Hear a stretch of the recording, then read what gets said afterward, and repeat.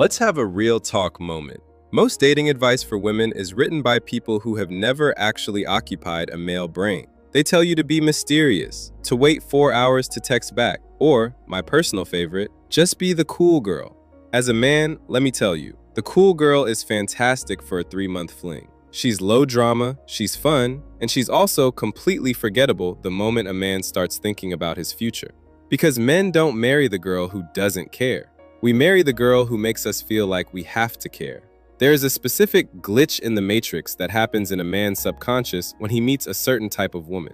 It's not about how she looks in a dress, it's about a signal she's emitting. I call it the fortress check. Most women are accidentally broadcasting the short-term signal. They think they're being helpful or agreeable, but they're actually signaling temporary resident. Today, I'm going to show you how to flip that switch. We're going to dive into the evolutionary triggers that make a man stop thinking about if he should commit and start wondering how he can convince you to let him stay. And stick around, because I'm going to explain why being nice is actually the fastest way to get ghosted. The #1 emotional trap, the he needs me complex. If you want to be a wife, you have to stop being a project manager. This is the single biggest mistake women make when they really like a guy. You meet him, he's got potential, but his life is a bit of a disaster. Maybe he's figuring himself out, his career is a mess, or he's emotionally guarded. Your instinct? If I show him how much I can improve his life, if I fix his problems and heal his trauma, he'll realize he can't live without me. Congratulations. You've just auditioned for the role of his mother and his unpaid therapist. Neither of those roles gets a diamond ring. When you lean into the he needs me dynamic, you aren't sending a future wife signal, you're sending a safety net signal. And here's the cold truth. Men don't marry their safety nets. They use them until they feel strong enough to go find the woman they actually respect. The future wife signal is the polar opposite of being a fixer. A high-value man doesn't want to be your project, he wants to be your partner. If he feels like you are trying to build him, his subconscious registers that you don't actually see him as a king. Stop looking for a fixer-upper. The signal men recognize instantly is a woman who sees through the BS and says, I love my life and my fortress is already built. You're welcome to visit, but I'm not here to hand you a hammer to fix yours. The biology of the selection filter. To understand why the fortress check works, we have to look at evolutionary biology. For thousands of years, a man's primary drive was securing the perimeter. In modern dating, every man has a subconscious selection filter. He is scanning every woman he meets to see if she is a resource drain or a value add. When you text him 3 times in a row or ask, where's this going, after the second date, you are triggering his flight response. You appear as someone who is seeking security from him. The future wife signal bypasses this fear through emotional sovereignty. This is the ultimate open loop. When a man realizes that your happiness is not dependent on his validation, it creates a curiosity gap. He starts asking, wait, why isn't she chasing me? What does she have going on that's more interesting than this conversation? The moment a man realizes he is not the center of your universe is the exact moment he decides he wants to be. Executing the signal, the fortress check. Now, don't confuse emotional sovereignty with being high maintenance. High maintenance women are a nightmare because their emotions are unpredictable and dictated by external factors. A future wife has high standards, which are very different. If he's 30 minutes late to a date without a valid reason, a short-term woman might sit there and wait, then spend the whole dinner complaining about it. The future wife signal? You aren't there when he arrives. You didn't leave because you were mad. You left because your time is valuable and you had something else to do. You didn't blow up his phone. You simply moved on with your night. This is the fortress check in action. It proves your walls are real. It signals that you have a life so full and so structured that he has to earn his place in it. Men don't want things that are given away for free. We want the things we have to qualify for. Why calm and cold beats hot and heavy.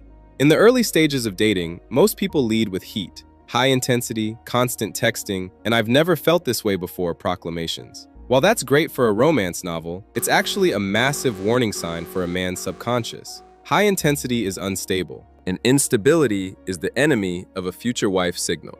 The signal men recognize instantly is low reactive energy. I call it calm and cold. Now, I don't mean cold as in rude or mean. I mean cold as in unshakable. When a man tests your boundaries, and let's be honest, we all do it, usually without even knowing, he is looking for your breaking point. If you react with high emotion, you failed the fortress check.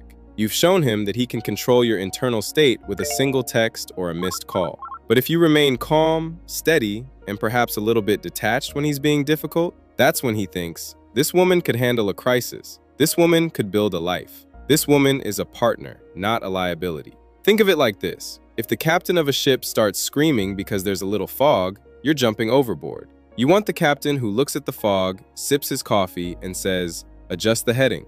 Be the captain, not the passenger. The science of co-regulation, the survival hub. There's a biological reason for this. In evolutionary psychology, men are drawn to co-regulators. Life is chaotic. Work is stressful, the world is loud, and social dynamics are exhausting. A man's home needs to be his sanctuary, not a second job. When you broadcast the future wife signal, you are signaling that you are a source of psychological safety. This isn't about being a trad wife or serving him, it's about your energy. Are you a net loss or a net gain?